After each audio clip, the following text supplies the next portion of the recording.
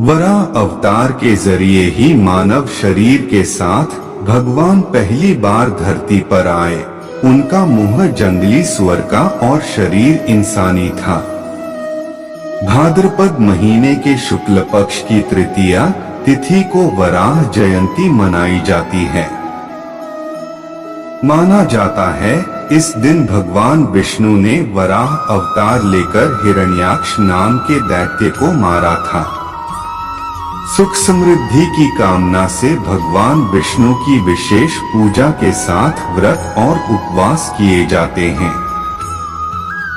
साथ ही विष्णु मंदिरों में भजन कीर्तन भी किए जाते हैं। भगवान विष्णु का तीसरा अवतार। भगवान विष्णु ने कुल 24 अवतार लिए हैं। मत्स्य और कश्यप के बाद तीसरा अवतार है वराह। वराह यानी शुकर। इस अवतार के माध्यम से मानव शरीर के साथ परमात्मा का पहला कदम धरती पर पड़ा। मुख शुकर का था, लेकिन शरीर इंसानी था।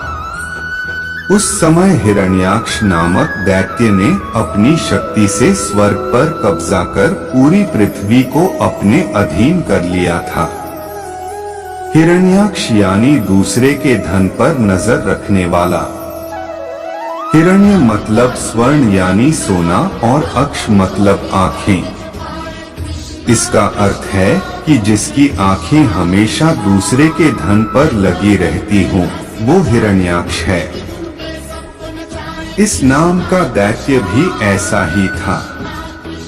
उसने पूरी धरती पर राज करने, उसे जीतने के लिए लोगों को मारना शुरू कर दिया था। संतों को परेशान करने लगा था। इस दैत्य स्वभाव का नाश करने के लिए ही भगवान ने वराह रूप धारण किया। वराह अवतार से जुड़ी कथा। पुराने समय में दैत्य हिरण्याक्ष ने जब पृथ्वी को ले जाकर समुद्र में छिपा दिया, तब ब्रह्मा की नाक से भगवान विष्णु वराह रूप में प्रकट हुए। भगवान विष्णु के इस रूप को देखकर सभी देवताओं व ऋषि मुनियों ने उनकी स्तुति की। सबके आग्रह पर भगवान वराह ने पृथ्वी को ढूंढना प्रारंभ किया। पृथ्वी का पता लगाने के बाद समुद्र में जाकर अपने दांतों पर रखकर वे धरती को बाहर ले आए। जब हिरण्याक्ष ने ये देखा तो उसने भगवान विष्णु के वराह रूप को युद्ध के लिए ललकारा। दोनों में युद्ध हुआ। आखिरी में हिरण्याक्ष मर गया।